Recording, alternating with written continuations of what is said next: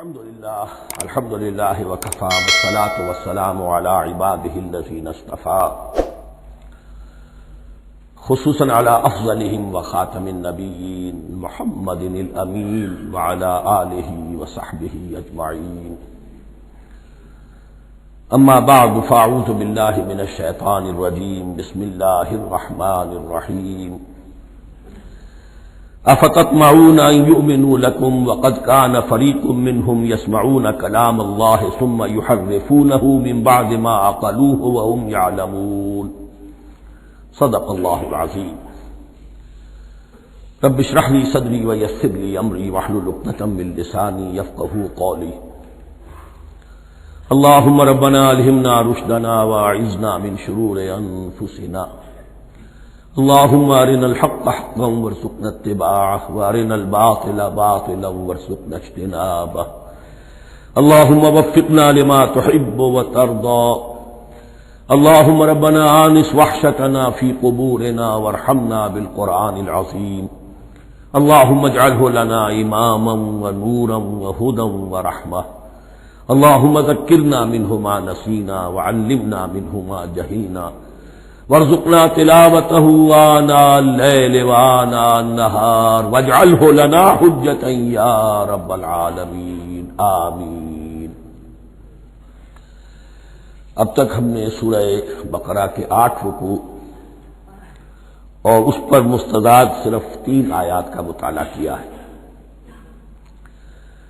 آج میں چاہتا ہوں کہ ہماری رفتار قدرے تیز ہو، تو یہ جو سلسلہ مضمون چل رہا ہے خطاب امت سابقہ امت مسلمہ بنی اسرائیل، ان کے ساتھ خطاب کا سلسلہ سورہ بقرہ میں 5ویں رکوع سے شروع ہوا اور 15ویں رکوع کے آغاز تک چلے گا۔ یہ 10 رکوع ہے۔ عرض کر چکا ہوں بار بار، اور اس کو میں چاہتا ہوں آپ اچھی طرح ذہن نشین کر لیں کہ اس میں سے پہلا رکوع جو ہے وہ دعوت کا ہے، وہ بہت فیصلہ کن ہے۔ یہی وجہ ہے کہ دیکھیے اس رکوع کا آغاز ہوا یا بنی اسرائیل اذکروا نعمتی التی انعمت علیکم واوفوا بعہدی اوف بعہدکم وایای فارہبون، اور خود بخود ظاہر ہو رہا ہے اسلوب کلام سے کہ اگلے رکوع سے بات کا رنگ بدل گیا ہے۔ یا بنی اسرائیل اذکروا نعمتی التی انعمت علیکم وانی فضلتکم علی العالمین واتقوا یوما لا تجزی نفس عن نفس شیئا ولا يقبل منها شفاعت ولا يؤخذ منها عدل ولا هم ينصرون۔ یہ تہدید کا انداز ہے، دھمکی کا انداز ہے۔ تو میں نے عرض کیا تھا کہ 5واں رکوع اس خطاب میں بمنزلہ فاتحہ ہے، بہت اہم ہے، اور بقیہ جو 9 رکوع ہیں ان میں بریکٹ کا انداز ہے کہ 2 آیتوں سے بریکٹ شروع ہوتی ہے، انہی 2 آیتوں پر بریکٹ ختم ہوگی۔ یہ ملامت کا خطاب ہے اور ان کے خلاف ایک مفصل فرد قرارداد جرم جو ہے وائد کی گئی ہے، جس کے نتیجے میں وہ اس منصب سے معزول کر دیے گئے جس پر 2000 برس سے فائز تھے، اور ان کی جگہ پر اب امت محمد، نئی امت مسلمہ علی صاحب الصلاۃ والسلام، اب اس کا نصب، اس کی انسٹالیشن اور اس کی انسٹالیشن سیریمنی کے طور پر تحویل قبلہ کا معاملہ۔ یہ ربط کلام اگر سامنے نہ رہے تو انسان کھو جاتا ہے قرآن مجید کی طویل صورتوں کو پڑھتے ہوئے کہ بات کہاں سے چلی تھی، کدھر جا رہی ہے، کیا ربط ہے، کیا تعلق ہے، سیاق کلام کیا ہے۔ اس کو میں اس لیے بار بار، حالانکہ مجھے معلوم ہے کہ وقت کم ہے لیکن میں اس چیز کو زیادہ اہمیت دے رہا ہوں۔ اب ان 9 رکوعوں کے مضامین میں کچھ تو واقعات ہیں، تم نے یہ کیا، تم نے یہ کیا، تم نے یہ کیا۔ ظاہر بات ہے ترجمہ تو کرنا ہوگا، کچھ مختصر وضاحت بھی کرنی ہوگی، لیکن ان کے تفصیل میں جانے کی ضرورت نہیں ہے۔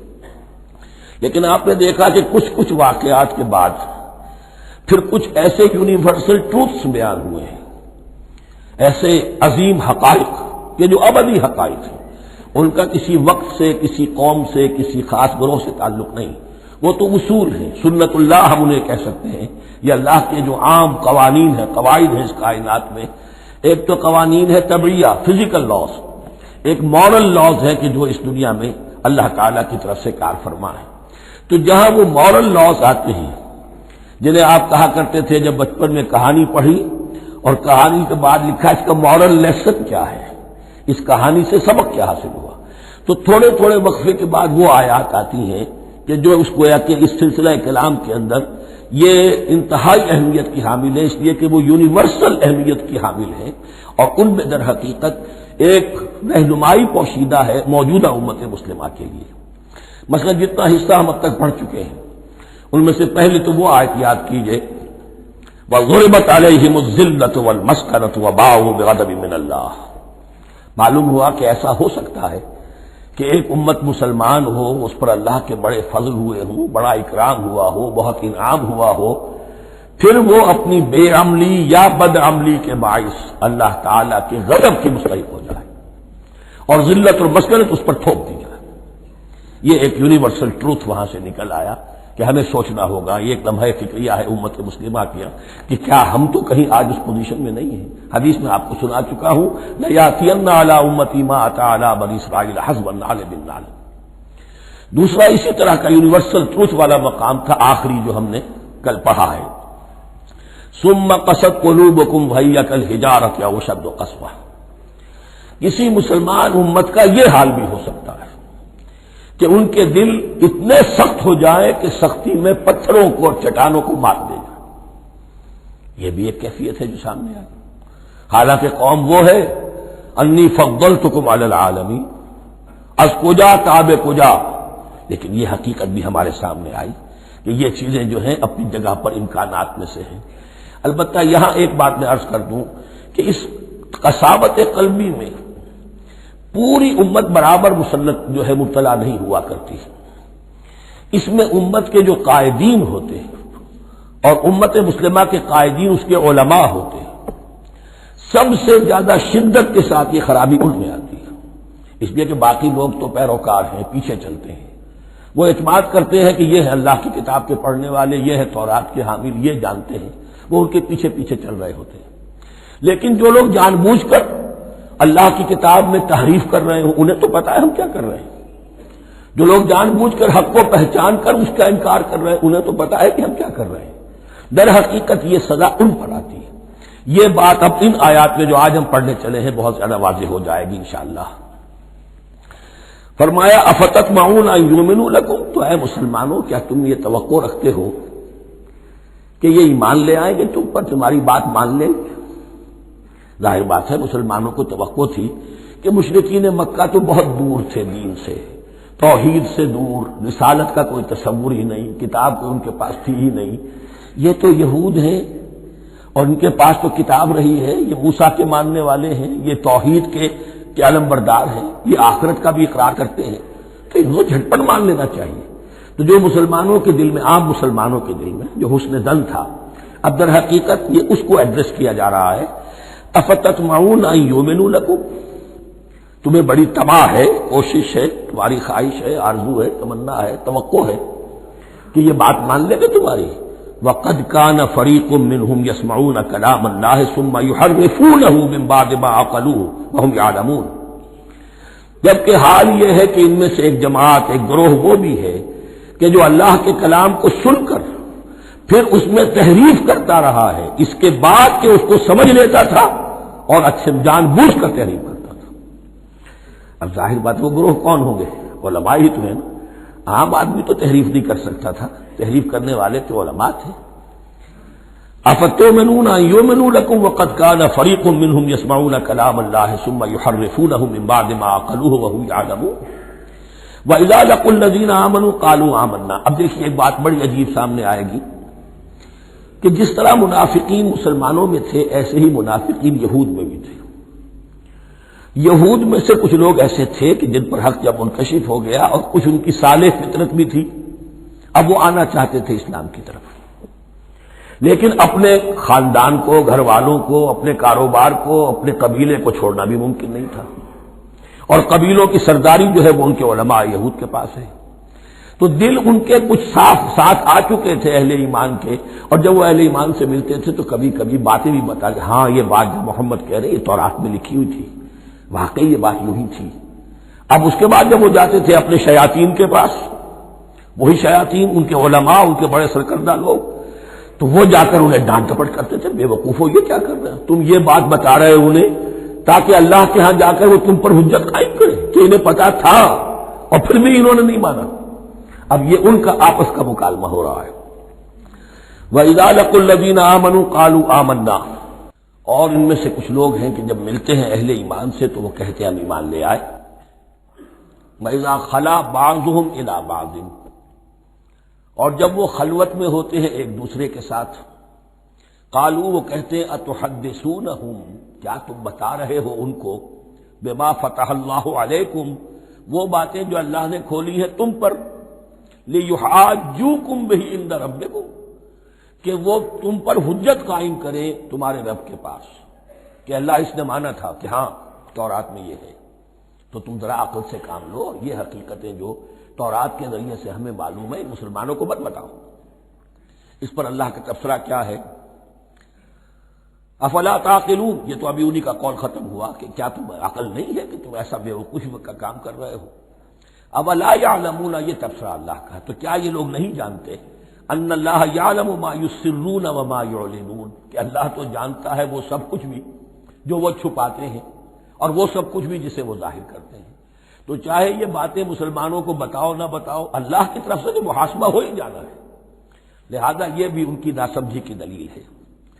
اب آ رہی ہے وہ اصل اہم بات جو میں نے آج ابتدا میں بیان کر دی تھی، وَمِنْهُمْ أُمِّيُّونَ، ان میں سے بھی ایک طبقہ تو ہے ان پڑھ لوگوں کا۔ اب دیکھیے امی اصل میں تو ایک طرح سے کہنا چاہیے کہ مشرکین عرب کے لیے لفظ ہے قرآن مجید میں، کیوں؟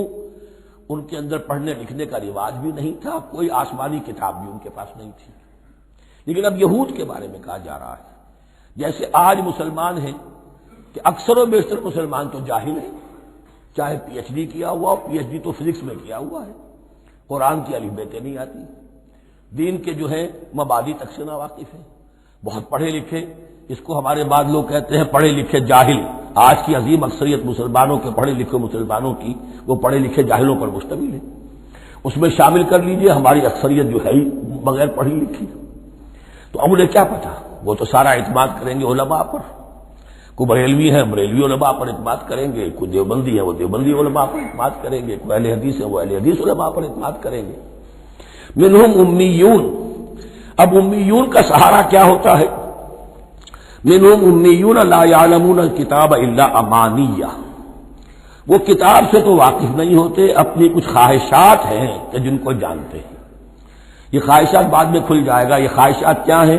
ہم تو اسرائیلی ہیں، ہم تو اللہ کے محبوب ہیں، ہم تو امت محمد میں ہیں، ہماری تو شفاعت ہو ہی جائے گی، یہ امانی ہے۔ تلک امانیہم، اور ہمیں تو جہنم میں داخل کیا بھی تو تھوڑے سے عرصے کے لیے، ہمیں نکال لیا جائے گا، یہ امانی ہے۔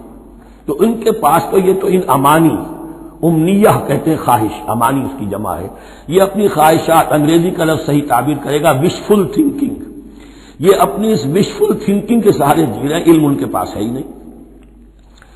وَإِنْهُمْ إِلَّا يَظُنُّونَ، اور وہ نہیں کچھ کر رہے مگر ظن و تخمین، گمان ہے، ان کے اپنے من گھڑت خیالات ہیں۔ فَوَيْلٌ لِّلَّذِينَ يَكْتُمُونَ الْكِتَابَ بِأَيْدِيهِمْ، تو اصل ہلاکت اور بربادی اور ویل کے بارے میں بعض روایات یہ بھی آئی ہیں کہ وہ جہنم کا وہ طبقہ ہے جس سے خود جہنم پناہ مانگتی ہے، سخت ترین۔ تو وہ ویل، وہ تباہی جو ہے ان کے لیے ہے جو کتاب لکھتے ہیں اپنے ہاتھ سے، ثم یقولون ھذا من عند اللہ، اور پھر کہتے ہیں یہ اللہ کی طرف سے ہے، لیشتروا بہ ثمنا قلیلا، تاکہ حاصل کر لیں اس سے کچھ بڑی گھٹیا سی حقیر سی قیمت، یعنی فتویٰ نویسی جس کا معاملہ ہے۔ اب کوئی شخص آیا، اس نے رائے پوچھی، انہوں نے اپنا جو بھی ہے وہ لکھا اور کہا یہی دین کا تقاضا ہے، بس یہی علم ہے، یہی اللہ کی بات ہے۔ اب اس میں کتنا کچھ واقعتاً انہوں نے صحیح بات کہی ہے، کتنی ہٹ درمی سے کام لیا ہے، کتنی کسی رشوت کے مبنی کو رائے دی ہے، خود بدلتے نہیں قرآن کو بدل دیتے ہیں، ہوئے کس درجہ فقیہان حرم بے توفیق۔ تو یہ ان کے علماء کا کردار تھا۔ ثم یقولون ھذا من عند اللہ لیشتروا بہ ثمنا قلیلا فویل لہم مما کتبت ایدیہم، تو ہلاکت اور بربادی ہے ان کے لیے اس چیز سے کہ جو ان کے ہاتھوں نے لکھی، وویل لہم مما یکسبون، اور ان کے لیے ہلاکت اور بربادی ہے اس کمائی سے جو وہ کر رہے ہیں۔ یہ سارا دھندا جو ہے فتویٰ فروشی کا اور دین فروشی کا، اس کے لیے تباہی وہ اپنے لیے مول لے رہے ہیں، اس سے کوئی ان کو اللہ تعالیٰ کے ہاں کوئی اجر و ثواب نہیں ملے گا۔ وقالوا، اب یہ آگے امانی، وقالوا لن تمسنا النار الا ایاما معدودہ، وہ کہتے ہیں ہمیں تو آگ چھو نہیں سکتی، ہاں گنتی کے چند دن، صرف یہ کہ دوسروں کی آنکھوں میں دھول جھونکنے کے لیے کہ کوئی اعتراض نہ کر دے اللہ ہمیں آگ میں پھینکا جا رہا اور ان کو نہیں پھینکا جا رہا، یہ ہم سے بھی بدتر تھے کردار میں، تو شاید ان کا منہ بند کرنے کے لیے چند دن کے لیے ہمیں جہنم میں ڈال دیں گے، پھر فوراً نکال لیں گے۔ وقالوا لن تمسنا النار الا ایاما معدودہ، اور وہ کہتے ہیں کہ نہیں چھو سکتی ہمیں آگ مگر گنتی کے چند دن۔ قل اتخذتم عند اللہ عہدا، ان سے کہیے کیا تم نے اللہ سے کوئی عہد لے لیا ہے، کوئی قول و قرار ہو گیا ہے؟ فلن یخلف اللہ عہدہ، کہ تمہیں یہ یقین ہے کہ اللہ اپنے عہد کے خلاف نہیں کرے گا؟ ام تقولون علی اللہ ما لا تعلمون، یا تم اللہ کی طرف اس بات کی نسبت کر رہے ہو، تہمت جب لگا رہے ہو، جر رہے ہو یہ بات اللہ پر جو تم نہیں جانتے، جس کے لیے تمہارے پاس کوئی علم نہیں ہے۔ بلا من کسب سیئۃ، اب یہ انتہائی وہ یونیورسل ٹروتس جو ہے جو میں نے کہا تھا، ابدی حقائق، اس کی عظیم ترین حقیقت آ رہی ہے، نوٹ کیجئے۔ بلا کیوں نہیں، من کسب سیئۃ، جس شخص نے جان بوجھ کر ایک گناہ کمایا، لیکن گناہ بڑا، کبائر، صغائر نہیں، سیئۃ، یہ اس کی جو تنکیر ہے وہ ایک کا فائدہ بھی دے رہی ہے اور تفخیم کا بھی، جس نے بھی جان بوجھ کر کسبا، ایک گناہ کمایا، فاحاطت بہ خطیئتہ، اور اس کی خطا نے اس کا گھیراؤ کر لیا، یعنی ایک ہی گناہ ہے، سود کھا رہا ہے، باقی نماز ہے، تہجد ہے، یہ ہے وہ ہے، لیکن اس ایک گناہ کی برائی بھی اتنی اس کے گرد جو ہے چھا جائے گی کہ پھر اس کی یہ ساری نیکیاں ختم ہو کر رہ جائیں، ایک گناہ۔ بلا من کسب سیئۃ واحاطت بہ خطیئتہ فاولئک اصحاب النار هم فیہا خالدون، اس میں ہمارے مفسرین نے یہ لکھا ہے کہ اس کی خطا کاری اتنی اس کے اوپر چھا جائے کہ ایمان کا کوئی اثر باقی نہ رہے۔ اور المعاصی برید الکفر، یہ علماء کے ہاں اصول ہے کہ یہ جو گناہ ہوتے ہیں یہ ڈاک ہے کفر کی، ہوتے ہوتے گناہ پر مداومت مداومت مداومت، اگر اس پر چلتا ہے تو اصل میں ہوتے ہوتے ہوتا یہ ہے کہ اسے پتہ بھی نہیں ہوتا، وہ اپنے آپ کو مسلمان سمجھتا ہے، اندر سے ایمان ختم ہو چکا ہوتا ہے۔ دیمک کی طرح جو ہے وہ دروازے کی چوکھٹ جو ہے کھائی گئی، اوپر صرف ایک ونیئر لگا ہوا ہے جو نظر نہیں آ رہا۔ یہ عقل جو ہے اللہ نے دیمک کو بھی دی ہے کہ چھوٹی سی چھپٹی چھوڑ دینا تاکہ دھوکہ کھاتے رہیں لوگ گھر والے، باقی یہ کہ اندر سے کھوکھلا کر دیا۔ اولئک اصحاب النار، یہ آگ والے ہیں، ہم فیہا خالدون، جو اس میں ہمیشہ ہمیشہ رہیں گے۔ یہ ہے قاعدہ کلیہ، قرآن کا قطعی اور ابدی فیصلہ۔ والذین آمنوا وعملوا الصالحات، ہاں اس کے برعکس جو لوگ ایمان لائیں اور نیک عمل کریں۔ اب نیک عمل میں ہر شخص نے اپنا اپنا نظریہ بنا رکھا ہے، مراد نیک عمل قرآن مجید کا کیا ہے؟ دین کے سارے تقاضوں کو ادا کرنا، وہ نیک عمل ہوگا۔ آپ نے ایک نیکی لے لی، یتیم خانہ کھول دیا، بڑی فاؤنڈیشن بنا دی، بیواؤں کا انتظام ہو رہا ہے، لیکن کاروبار میں سودی لین دین ہے، جھوٹ ہے، فریب ہے، دھوکہ ہے، سب چل رہا ہے، تو یہ نہیں ہے۔ دین کے تقاضے یہ بھی ہے کہ دین کو قائم کرنے کی جد و جہد میں لگو، اس کی شرائط پوری کرو۔ تو فرمایا والذین آمنوا وعملوا الصالحات اولئک اصحاب الجنہ هم فیہا خالدون، وہ ہے جنت والے اور وہ اس میں ہمیشہ ہمیشہ رہیں گے۔ وَإِذْ أَخَذْنَا مِيثَاقَ بَنِي إِسْرَائِيلَ لَا تَعْبُدُونَ إِلَّا اللَّهَ، اور یاد کرو جب کہ ہم نے بنی اسرائیل سے عہد لیا تھا تم نہیں عبادت کرو گے کسی کی سوائے اللہ کے۔ وَبِالْوَالِدَيْنِ إِحْسَانًا، اور اس کے ساتھ دوسرا حکم، اور یہ اہم مقام ہے کہ اللہ کے حق کے فوراً بعد والدین کے حق کا ذکر قرآن مجید میں 4 مقامات پر آیا، ان میں سے ایک مقام یہ ہے وَبِالْوَالِدَيْنِ إِحْسَانًا، والدین کے ساتھ نیک سلوک کرو گے، وَذِي الْقُرْبَىٰ، اور قرابت داروں کے ساتھ بھی، وَالْيَتَامَىٰ، اور یتیموں کے ساتھ بھی، وَالْمَسَاكِينَ، اور محتاجوں کے لیے بھی، وَقُولُوا لِلنَّاسِ حُسْنًا، اور لوگوں سے اچھی بات کہو، اچھی بات کہو، صحیح بات کہو، امر بالمعروف کرتے رہو، نیکی کی دعوت دیتے رہو۔ وَأَقِيمُوا الصَّلَاةَ وَآتُوا الزَّكَاةَ، اور نماز قائم کرو، قبائل قائم رکھو اور زکوٰۃ ادا کرو گے، یہ گویا کہ معاہدہ ہو رہا ہے۔ ثُمَّ تَوَلَّيْتُمْ، پھر دیکھو تم نے اس سے پیٹھ موڑ لی، إِلَّا قَلِيلًا مِّنكُمْ، سوائے تم میں سے تھوڑے سے لوگوں کے، وَأَنتُم مُعْرِضُونَ، اور تم ہو ہی پھر جانے والے، تمہاری یہ عادت گویا کہ طبیعت ثانیہ ہے۔ اب ایک خاص مثال آ رہی ہے، اس کے بعد پھر ایک بہت بڑا یونیورسل ٹروتھ آئے گا۔ مثال کیا ہے؟ اللہ نے ان سے ایک عہد لیا تھا، وَإِذْ أَخَذْنَا مِيثَاقَكُمْ، ہم نے تم سے یہ عہد بھی لیا تھا، لَا تَسْفِكُونَ دِمَاءَكُمْ، دیکھو اپنا خون نہیں بہاؤ گے، یعنی آپس میں جنگ نہیں کرو گے، لڑو گے نہیں، تم بنی اسرائیل ایک وحدت بن کر رہو گے، جیسے کہ قرآن مجید میں آیا ہے انما المؤمنون اخوۃ، تم بھائی بھائی ہو، لا تسفكون دماءکم، اپنا خون نہیں بہاؤ گے، ولا تخرجون انفسکم من دیارکم، اور نہ ہی تم نکالو گے اپنے کچھ لوگوں کو ان کے گھروں سے۔ اب یہاں مجھے وضاحت کرنی پڑے گی ورنہ بات سمجھ میں نہیں آئے گی کہ جب حضرت یوشع ابن نون کی سرکردگی میں بنی اسرائیل نے فلسطین کو فتح کرنا شروع کیا، اور سب سے پہلے جیریکو فتح کیا گیا شہر، اس کے بعد جب سارا فلسطین فتح کر لیا تو انہوں نے ایک مرکزی حکومت قائم نہیں کی، 12 قبیلوں نے 12 حکومتیں بنا لی، جیسے 12 چشمے تھے پانی کے ویسی 12 حکومتیں۔ اب ظاہر بات ہے جہاں 12 حکومتیں ہوں گی تو وہ طوائف الملوکی جس کو کہتے ہیں، آپس کی کھٹپٹ ہوتی تھی، جنگیں ہوتی تھی، پھر ان میں سے ایک دوسرے پر حملہ کر کے وہاں کے لوگوں کو نکال باہر کرتے تھے، بھاگنے پر مجبور کر دیتے تھے، تو یہ تھی ان کی کیفیت۔ لیکن اس کے بعد پھر جب وہ لوگ چلے گئے کہیں کفار کے ملک میں چلے گئے، اب کفار نے جو ہے ان کو لا کر اور ان کے سامنے ان کے ہاں بیچنا چاہا، کیونکہ غلام بن گئے وہاں جا کر، یا انہوں نے غلام بنا لیا، تو اب فدیہ دے کر چھڑا رہے ہیں کہ ہمیں حکم دیا گیا ہے کہ جو بھی تمہارا اسرائیلی بھائی ہو اس کو فدیہ دے کر چھڑا لو اگر کہیں وہ اسیر ہو جائے۔ تو ایک حکم کو تو مانا نہیں اور دوسرے پر عمل ہو رہا ہے۔ حکم تو یہ تھا کہ آپس میں خون ریزی کرو ہی نہیں، وہ اس حکم کو تو توڑ دیا، لیکن بڑے متقیانہ انداز میں اب جو اس وقت اس کی وجہ سے جو غلام بن گئے یا اسیر ہو گئے اب ان کو چھڑوا رہے کہ اللہ کا حکم ہے، شریعت کا حکم ہے۔ یہ ہے وہ تضاد جو مسلمان امتوں کے اندر ہو جاتا ہے، اس پر آئے گا وہ یونیورسل ٹروتھ۔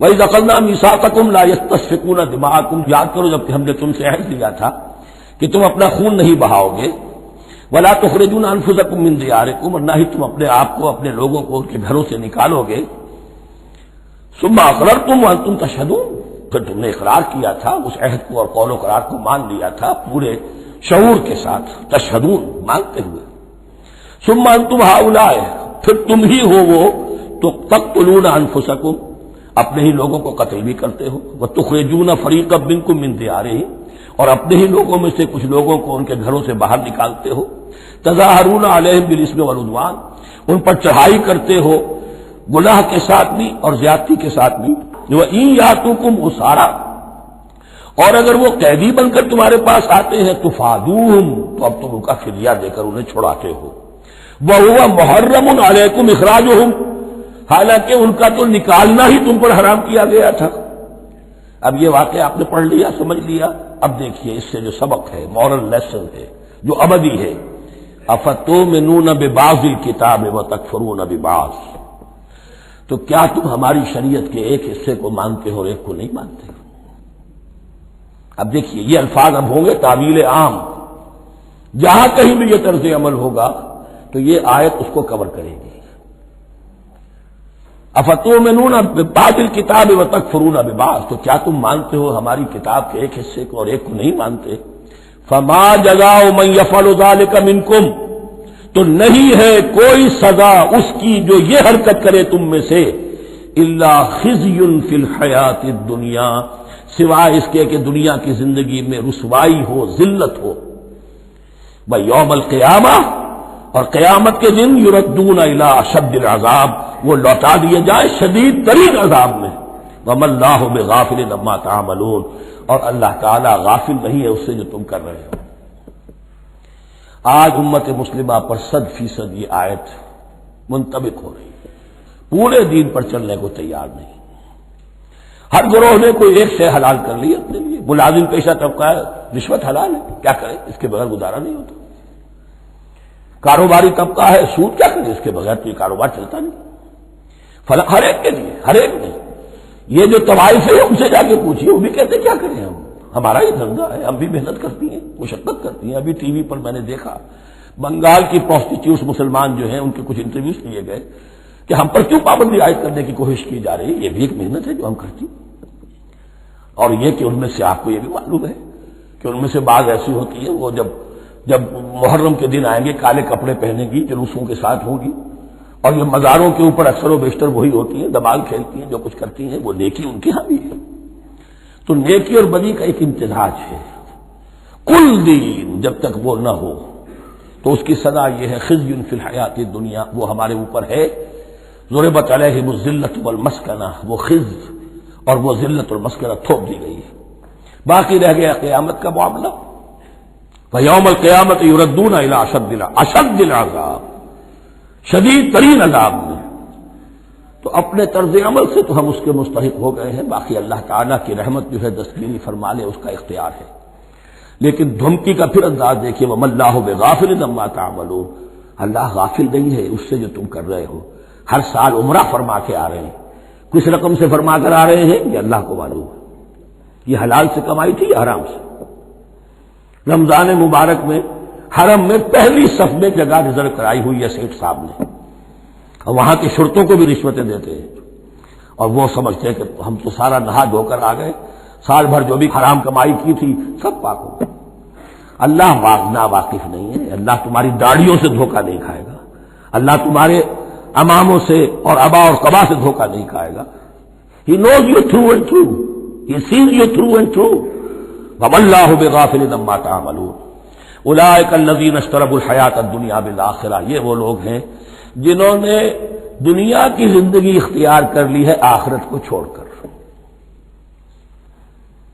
فَلَا يُخَفَّفُ عَنْهُمُ الْعَذَابُ وَلَا هُمْ يُنصَرُونَ، تو اب ان کے لیے نہ تو ان سے عذاب میں تخفیف کی جائے گی اور نہ ان کی کوئی مدد کی جائے گی۔ وَلَقَدْ آتَيْنَا مُوسَى الْكِتَابَ وَقَفَّيْنَا مِن بَعْدِهِ بِالرُّسُلِ، اور ہم نے موسیٰ کو کتاب دی تورات، اور قفینا من بعدہ بالرسل، اور پھر اس کے بعد پے بپے لگاتار ہم رسول بھیجتے رہے۔ ایک بات نوٹ کر لیجیے گا، لفظ رسول اور لفظ نبی میں کچھ فرق ہے، اس وقت تفصیل میں جانے کا موقع نہیں ہے، لیکن یہ تین جوڑے الفاظ کے ایسے ہیں قرآن مجید کی اصطلاحات کے کہ وہ تینوں مترادف کے طور پر بھی استعمال ہو جاتے ہیں اور علیحدہ علیحدہ اپنا مفہوم بھی رکھتے ہیں۔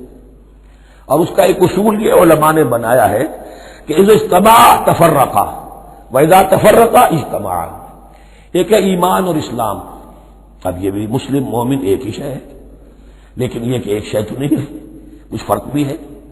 کہیں جہاں ان دونوں الفاظ کو لایا جائے گا بالمقابل تو فرق نظر آ جائے گا، لیکن عام طور پر مسلم کی جگہ مومن، مومن کی جگہ مسلم استعمال ہو جائے گا۔ call the rose by any name it will smell as sweet۔ اس طرح جہاد اور قتال کا معاملہ ہے، دو الفاظ ہیں، مختلف ہیں، مفہوم جدا بھی ہے لیکن ایک دوسرے کی جگہ آ بھی جائیں گے۔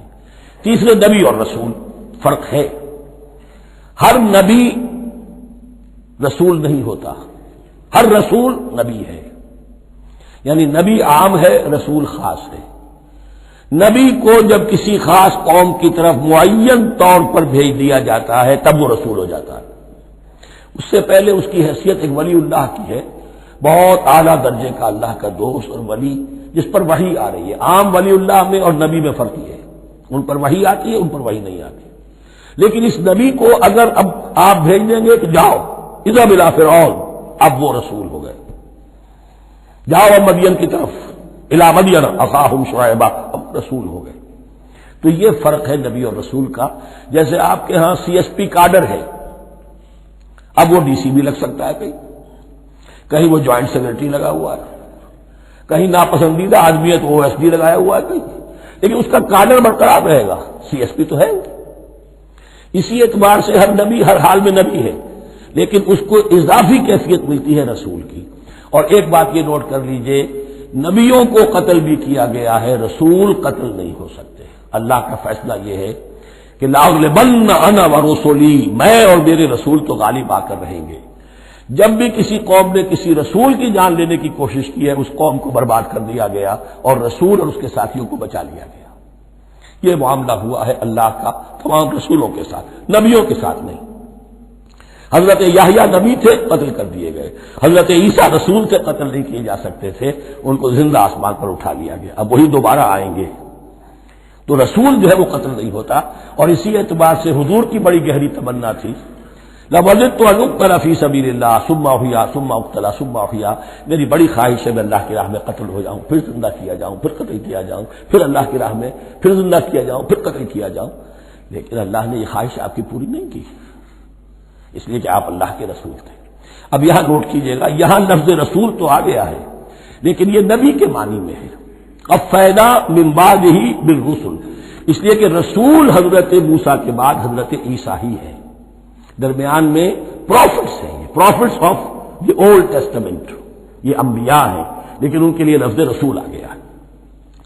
وآتینا عیسی ابن مریم البینات وایدناہ بروح القدس، اور ہم نے عیسیٰ کو بڑی واضح نشانیاں دی، حصی معجزات جتنے حضرت مسیح کو دیے گئے ہیں ویسے اور کسی نبی کو نہیں دیے گئے۔ یہ بعد میں تذکرہ آ جائے گا سورہ آل عمران میں۔ اور ہم نے مدد کی ان کی روح القدس کے ساتھ، حضرت جبرائیل کی خاص تائید انہیں حاصل تھی۔ ظاہر بات ہے، میں نے عرض کیا ہے کہ جو معجزہ ہوتا ہے وہ کسی نبی کی اپنی طاقت سے اس کا ظہور نہیں ہوتا، رسول کے کسی طاقت سے، یا کرامت کسی ولی اللہ کے اپنے اختیار میں نہیں ہوتی، یہ اللہ کی طرف سے، اور اس کے لیے ظہور جو ہوتا ہے وہ فرشتوں کے ذریعے سے۔ ایدناہ بروح القدس افکلما جاءکم رسول بما لا تہوی انفسکم، اب یہاں پر تبصرہ ہو رہا ہے، جو بھی کچھ یہود نے کیا حضرت مسیح کے ساتھ وہ چونکہ معلوم ہے اس کا تذکرہ نہیں کیا، صرف اس پر تبصرہ ہو رہا ہے۔ تو جب بھی کبھی تمہارے پاس کوئی رسول آیا بما لا تہوی انفسکم، وہ چیز لے کر جو تمہارے جیوں کو، تمہارے من کو بھائی نہیں، اچھی نہیں لگی، استکبرتم، تم نے استکبار کیا، وہی استکبار جو عزازیل نے کیا تھا اور ابلیس بن گیا، ابا واستکبر، استکبرتم ففریقا کذبتم وفریقا تقتلون، تو کچھ کو تو تم نے صرف ان کی تردید ہی کی اور کچھ کو تم نے قتل بھی کیا، تقتلون، تو یہ انبیاء کے قتل ہو سکتا ہے۔ اور نمبر 2 ایک رائے یہ دی گئی ہے، تقتلون جو ہے قتل تم نہیں آیا ہے، یہ فعل مضارع ہے، اور فعل مضارع کے اندر ایک فعل جاری رہتا ہے، ختم نہیں ہوتا، گویا کہ تم قتل کرنے کی کوشش کرتے رہے۔ بعض لوگوں کی تو جان کے در پہ ہو گئے۔ وقالوا قلوبنا غلف، اور انہوں نے کہا ہے کہ ہمارے دل تو غلافوں کے اندر بند ہیں۔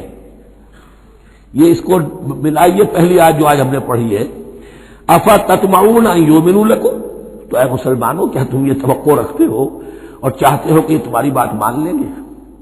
ان کی اس خواہش کے جواب میں جو وہ کہتے تھے وہ یہ قول ہے، وقالوا قلوبنا غلف، ہمارے دل خلافوں میں ہے، میاں تمہاری بات ہم پر اثر نہیں کر سکتی، جاؤ کسی اور سے بات کرو۔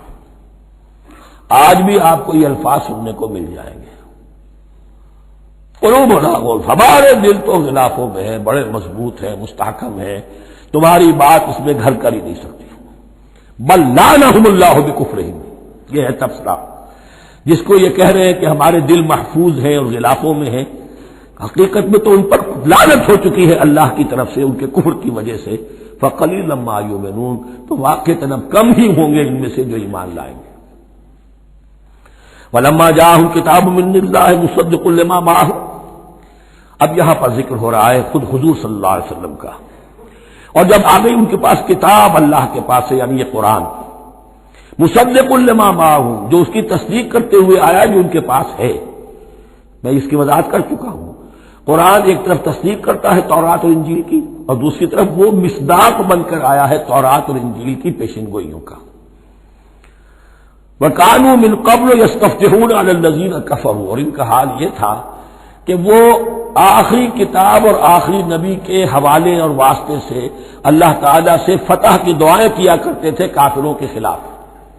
ہوتا کیا تھا کہ یہ 3 قبیلے مدینے میں آ گئے کہ جو یہودی تھے، بنو قینقاع، بنو نذیر اور بنو قریظہ، اسی میں وہاں رہتے تھے اوس اور خزرج جو یمن سے آئے تھے، اصل عربی قبائل تھے، پھر آس پاس کے قبائل بھی تھے، وہ سب کے سب امیین میں سے تھے، ان کے پاس نہ کوئی کتاب، نہ کوئی شریعت، نہ کسی نبوت سے آگاہ۔ اب ان کے آپس میں جب لڑائیاں ہوتی تھی اور یہ مار کھاتے تھے، سرمایہ دار تھے، دولت والے تھے، عام طور پر بزدل تھے، لہذا جب بھی کبھی مقابلہ ہوتا تھا مار کھاتے تھے۔ تو وہاں یہ کہا کرتے تھے کہ ابھی تو تم ہمیں مار لیتے ہو، دبا لیتے ہو، نبی آخری زمان کی آنے کا وقت آ چکا ہے، وہ نئی کتاب لے کر آئیں گے، جب وہ آئیں گے ہم ان کے ساتھ ہو کر جب ان سے جنگ کریں گے تو تم ہمیں شکست نہیں دے سکو گے، ہمیں فتح حاصل ہوگی۔ اور دعا کیا کرتے تھے اللہ اس نبی آخری زمان کا ظہور جلد ہو تاکہ اس کے واسطے سے اور اس کے ذریعے سے اس کے صدقے ہمیں فتح مل سکے۔ یہ دعائیں تھیں، کیونکہ خزرج اور اوس کے لوگوں نے ان کی یہ دعائیں سنی ہوئی تھیں۔ یہی وجہ ہے کہ حج میں سن 11 نبوی کے حج میں یا سن 10 نبوی کے حج میں جب وہاں پر 6 آدمیوں سے حضور نے بات کی جو خزرج کے تھے سب کے سب، انہوں نے کلنکھیوں سے ایک دوسرے کو دیکھا، معلوم ہوتا ہے یہ وہی نبی ہے جن کا ذکر یہ یہودی کرتے ہیں، تو اس سے پہلے کہ وہ ایمان لائے تم ایمان لے آؤ۔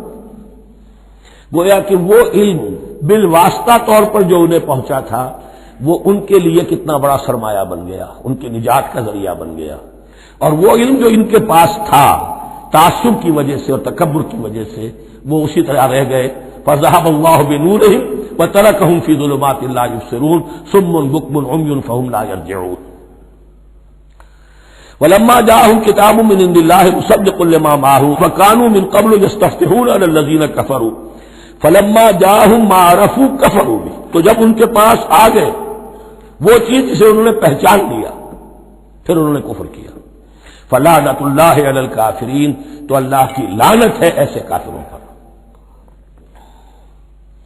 بئس ما اشتروا به انفسهم ان يكفروا بما انزل الله بغيا ان ينزل الله من فضله على من يشاء من عباده، بہت بری شے ہے جس کے عوض کہ انہوں نے اپنی جانوں کو فروخت کر دیا، یعنی دنیا کا حقیر سا نفع، یہاں کی حقیر سی مسندیں، یہاں کا جو بھی چودراہٹیں ہیں، جو بھی ان کی حیثیت ہے، صرف اس کا قربانی دینے کو تیار نہیں، یہی تو سبب ہے، اس کی وجہ سے کفر کر رہے ہیں پہچان کر۔ تو بری ہے وہ شے جس کے لیے انہوں نے اپنے آپ کو بیچ دیا۔ ان یکفروا، کہ وہ کفر کر رہے ہیں اس وجہ سے، بما انزل اللہ بغیا، جو اللہ نے نازل فرمایا ہے، اور کفر کیوں کر رہے ہیں؟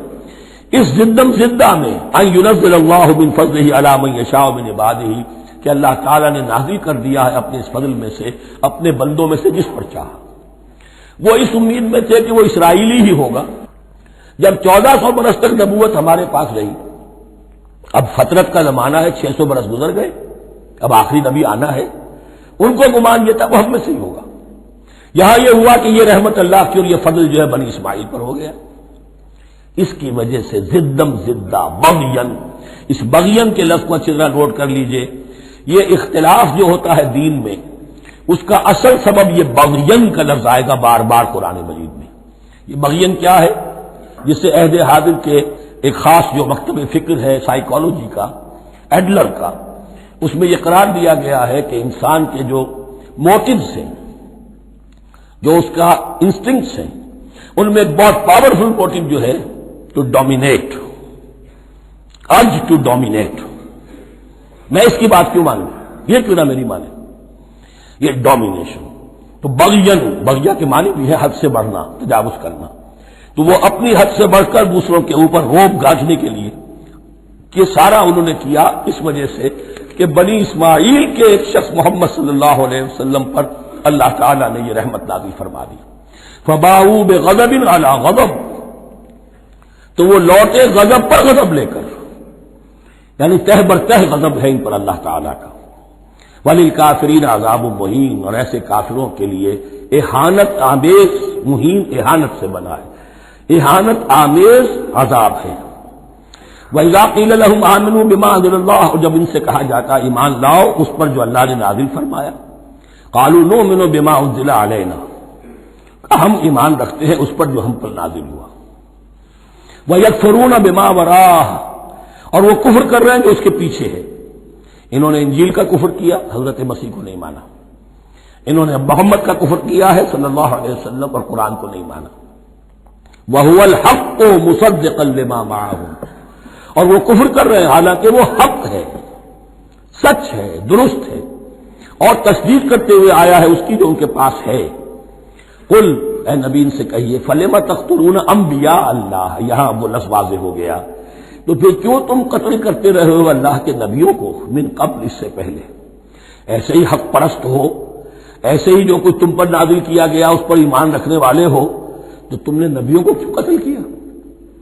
تم نے زکریا کو کیوں قتل کیا علیہ الصلوۃ والسلام؟ تم نے یحییٰ کو کیوں قتل کیا علیہ الصلوۃ والسلام؟ تمہارے تو ہاتھ جو ہے نبیوں کے خون سے آلودہ ہیں۔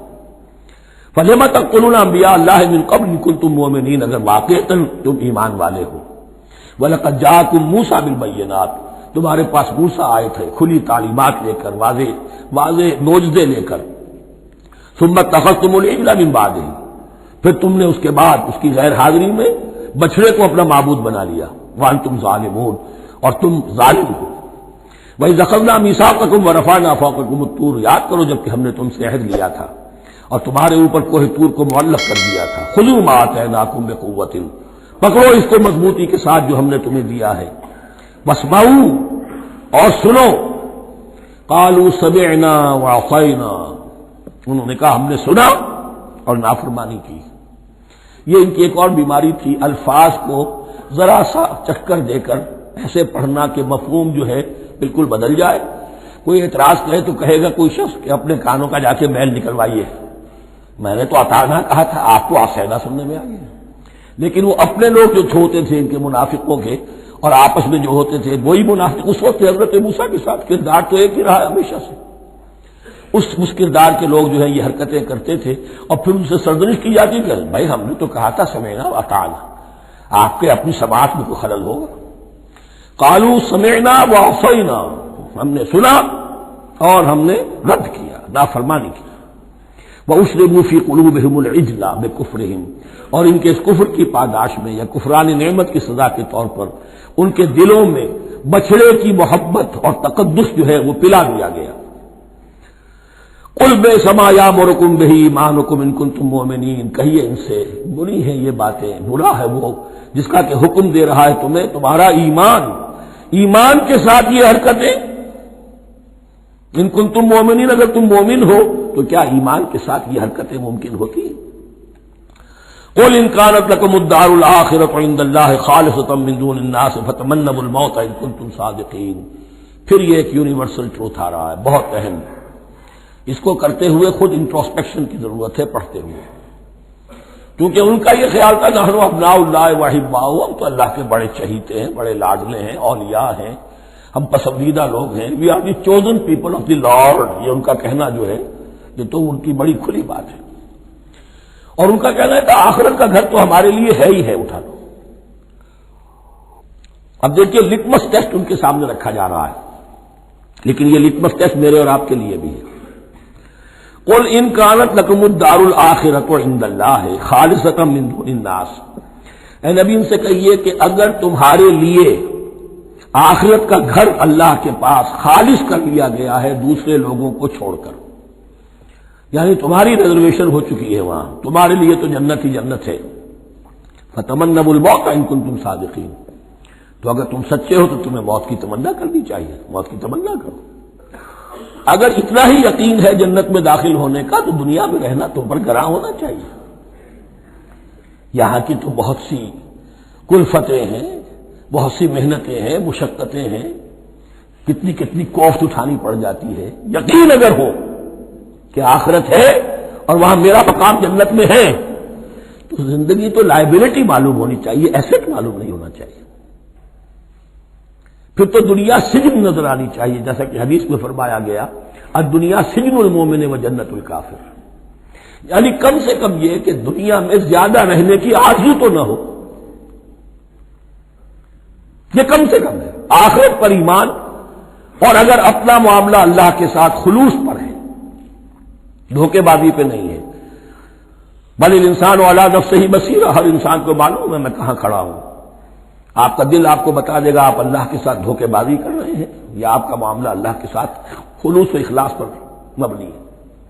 اگر یقین ہے کہ خلوص و اخلاص پر ہے تو پھر تو یہ ہے کہ زندگی ایسٹ نہیں لائبلٹی، اور دنیا باغ نہیں قید خانہ نظر آنا چاہیے، اور اس میں انسان رہتا ہے ایک مجبوراً اللہ نے بھیجا ہے رہنا ہے، جو اس کی طرف سے ذمہ داریاں عائد کی گئی ہیں وہ ادا کرنی ہے، لیکن یہاں رہنے کی خواہش یہ اگر ہے تو یا تو آخرت پر ایمان نہیں یا اپنا اللہ کے ساتھ معاملہ خلوص اور اخلاص پر مبنی نہیں۔ دس از دی لٹمس ٹیسٹ۔ فَتَمَنَّوُا الْمَوْتَ إِن كُنتُمْ صَادِقِينَ وَلَن يَتَمَنَّوْهُ أَبَدًا، اور یہ ہرگز نہیں کریں گے تمنا اس کی موت کی، بِمَا قَدَّمَتْ أَيْدِيهِمْ، بسبب ان کرتوتوں کے جو ان کے ہاتھوں نے آگے بھیجے ہوئے ہیں۔ ہر شخص کو معلوم ہے میں نے کیا کمائی کی ہے، کیا بھیجی ہے۔ واللہ علیم بالظالمین، اور اللہ ان ظالموں سے بخوبی واقف ہے۔ وَلَتَجِدَنَّهُمْ أَحْرَصَ النَّاسِ عَلَىٰ حَيَاةٍ، اور تم انہیں دیکھو گے اس دنیا کی زندگی پر تمام انسانوں سے بڑھ کر حریص، وَمِنَ الَّذِينَ أَشْرَكُوا، یہاں تک کہ مشرکوں سے زیادہ حریص ہے۔ اور یہ بات صحیح ہے، اہل ایمان کے ساتھ مقابلہ مشرکین نے کیا، کھل کر میدان میں آ کر کیا، ڈٹ کر کیا، اپنی جانیں اپنے باطل معبودوں کے لیے قربان کی۔ یہودی نہیں لڑ سکے، من ورائے جدر، فصیلوں کے پیچھے سے اور ادھر سے، لیکن سامنے آ کر مقابلہ نہیں کر سکے، اس لیے کہ انہیں جانیں بہت عزیز تھی۔ وَلَتَجِدَنَّهُمْ أَحْرَصَ النَّاسِ عَلَىٰ حَيَاةٍ وَمِنَ الَّذِينَ أَشْرَكُوا، حتیٰ یہ کہ مشرکین سے بھی زیادہ یہ دنیا کی زندگی کے حریص ہیں۔ یود احدہم لو یعمر الف سنہ، ان میں سے ہر ایک کی یہ خواہش ہے کہ کسی طرح اس کی عمر 1000 برس ہو جائے۔ وما ہوا بمزحزحہ من العذاب ان یعمر، اور اگر ان کو معمر کر بھی دیا جائے، طویل زندگی دے بھی دی جائے، تو عذاب سے تو چھٹکارا نہیں ملے گا، آخرت تو بالآخر تو آنی ہے۔ واللہ بصیر بما یعملون، اور اللہ دیکھ رہا ہے جو کچھ کہ وہ کر رہے ہیں۔ قل من کان عدوا لجبریل فانہ نزلہ علی قلبک، اب جیسا کہ میں نے عرض کیا کہ ان کا خیال یہ تھا کہ آخری نبوت کا وقت تو قریب ہے، ہوگا وہ کوئی اسرائیلی، ہوگا ہم میں سے۔ معاملہ ہو گیا تلپٹ، اللہ نے ان کی آزمائش اتنی بڑی کر لی کہ جنہیں حقیر سمجھتے تھے، بڑی امیین ہیں، ان پڑھ ہیں، نہ ان کے پاس کتاب، نہ کوئی شریعت، نہ کوئی قانون، نہ کوئی ضابطہ، کچھ بھی نہیں۔ اللہ نے ان میں سے ایک آدمی کو، ایک شخص کو چن لیا، لہذا ان کے لیے اب ان کے اندر دشمنی پیدا ہوئی۔ کس سے؟ گالیاں دینے لگے حضرت جبرائیل کو، اس نے دشمنی کی ہمارے ساتھ، آ تو رہا تھا پیغام ہم میں سے کسی کے لیے، لے گیا ادھر۔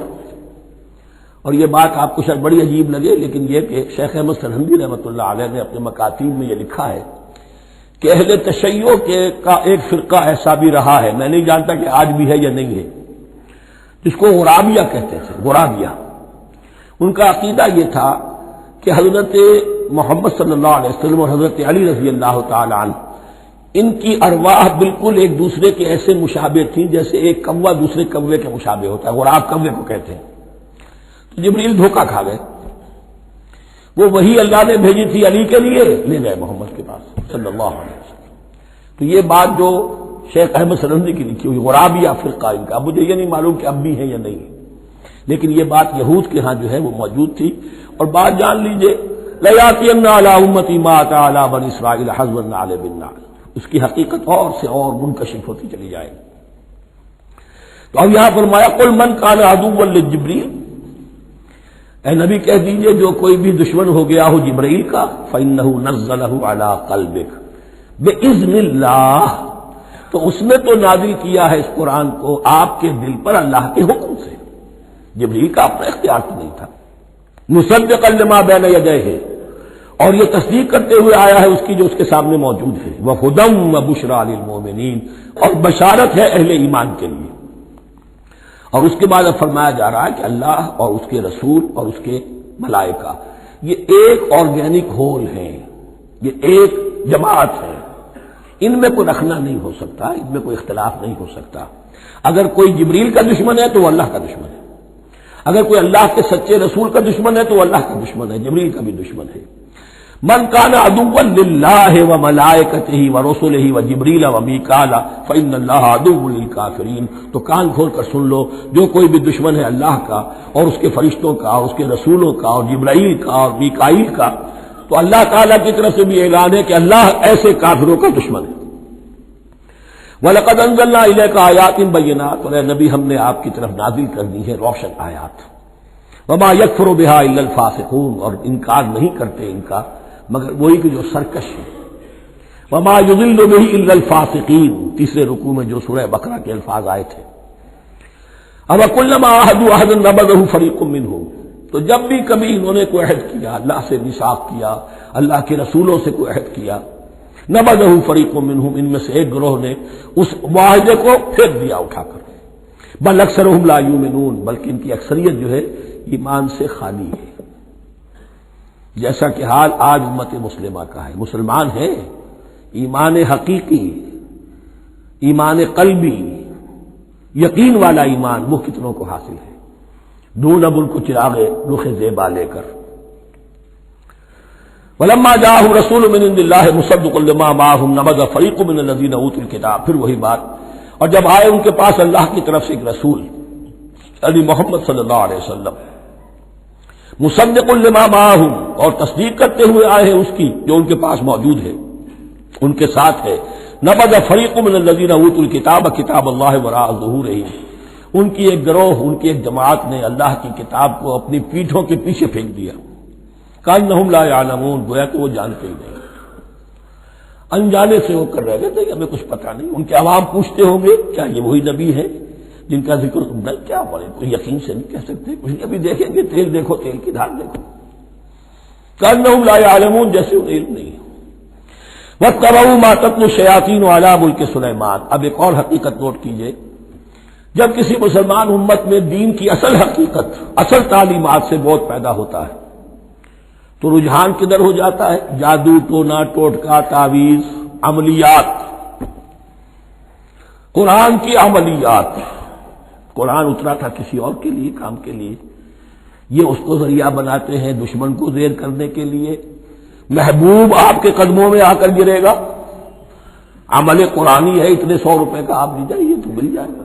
یہ دندے ہمارے ابھی چل رہے ہیں، خوب چلتے ہیں، اور میں سمجھتا ہوں کہ سب سے زیادہ فلرشنگ کاروبار جو ہے وہ اس طرح کا ہے۔ ہنگ لگے نہ پھٹکڑی، نہ آپ کو کوئی اس میں محنت کرنے کی ضرورت ہے، نہ اس کے اندر آپ کو انویسٹ کرنے کی ضرورت ہے، اور کاروبار چلتا۔ تو وہاں بھی کیا ہوا، وَاتَّبَعُوا، جب دین کی اصل حقیقت کو دور پھینک دیا، انہوں نے پیروی کی اس کی مَا تَتْلُو الشَّيَاطِینُ عَلَىٰ مُلْکِ سُلَیمان، جو شیاطین جن جو تھے، علی ملک سلیمان سے مراد ہے علی عہد ملک سلیمان، حضرت سلیمان کے زمانے میں، چونکہ اللہ تعالیٰ نے ان جنات کو حضرت سلیمان کے تابع کر دیا تھا، تو وہاں پر چونکہ ان کا اب جو ہے کوئی میل جول زیادہ تھا لوگوں کے ساتھ، تو وہ انہیں کچھ اس قسم کی چیزیں سکھاتے رہتے تھے، گویا کہ اندر سے تخریب کاری۔ وَاتَّبَعُوا مَا تَتْلُو الشَّيَاطِینُ عَلَىٰ مُلْکِ سُلَیمان وَمَا كَفَرَ سُلَیمَانُ وَلَٰكِنَّ الشَّيَاطِینَ كَفَرُوا، اور سن لو، سلیمان نے کبھی کفر نہیں کیا، بلکہ یہ شیاطین تھے کہ جو کفر کرتے تھے۔ جادو کفر ہے، لیکن آپ کو نقش سلیمانی آج تک بھی لفظ ملے گا، نقش سلیمانی۔ آج بھی مسلمان بھی ان چیزوں کو حضرت سلیمان کی طرف منسوب کر رہے ہیں، وہ ظلم اب بھی جاری ہے۔ وما کفر سلیمان ولکن الشیاطین کفروا یعلمون الناس السحر، وہ لوگوں کو جادو سکھاتے تھے۔ وما انزل علی الملکین ببابل ہاروت و ماروت، اور جو کچھ نازل کیا گیا 2 فرشتوں پر، ہاروت اور ماروت پر، بابل میں۔ بابل یہ ہے پرانا عراق، بیبلونیا۔ نبوکدنضر بھی بیبلونیا کا بادشاہ تھا، نمرود بھی بیبلونیا کا بادشاہ تھا۔ عراق کے بادشاہوں کا لقب ہی تھا نمرود، نواردہ اس کی جمع ہے۔ تو حضرت سلیمان کی حکومت جب تھی تو وہاں پر یہ لوگ جنات جو ہیں وہ اس قسم کی تخریب کاری کر رہے تھے، تو اللہ تعالیٰ نے آخری آزمائش کے لیے 2 فرشتوں کو زمین پر اتارا، اور وہ انسانی شکل میں لوگوں کو جادو سکھاتے تھے، بتاتے بھی جاتے تھے دیکھو جادو کفر ہے، ہم سے مت سیکھو، لیکن اس کے باوجود لوگ سیکھتے تھے، تو گویا کہ ان پر اتمام حجت ہو گیا کہ اب ان کے اندر خباثت جو ہے پوری طریقے سے گھر کر چکی ہے۔ وما يعلمان من احد، اور وہ نہیں سکھاتے تھے کسی کو بھی، حتی یقولا انما نحن فتنۃ فلا تکفر، یہاں تک کہ وہ کہہ دیتے تھے کہ دیکھو ہم تمہاری آزمائش کے لیے بھیجے گئے ہیں، ہم فتنہ ہیں، تو تم کفر مت کرو۔ فیتعلمون منہما ما یفرقون به بین المرء وزوجہ، تو وہ سیکھتے تھے ان دونوں سے وہ شے کہ جس کے ذریعے سے تفریق کر سکے ایک شخص اور اس کی بیوی کے درمیان، تفرقہ ڈالنا گھروں کے اندر، فساد۔ اب بھی یہ عورتوں کے اندر یہ کام بڑی تیزی کے ساتھ چلتے ہیں، تعویذ اور دھاگے اور کیا کوئی گنڈے چلتے ہیں۔ وما هم بضارین بہ من احد، اور نہیں تھے وہ ضرر پہنچانے والے کسی کو کچھ بھی الا باذن اللہ۔ ایمان کا تقاضا یہ ہے کہ چاہے کوئی دوا ہو وہ بھی باذن رب کام کرے گی، ورنہ نہیں۔ کوئی اور اسباب طبیعیہ ہے، ان کے بھی اثرات ظاہر ہوں گے اگر اللہ چاہے گا، اس کے بغیر کچھ نہیں ہو سکتا۔ جادو کا بھی اثر ہوگا تو اللہ کے اذن سے ہوگا، تو بندہ مومن کو ڈٹے رہنا چاہیے اور مقابلہ کرنا چاہیے۔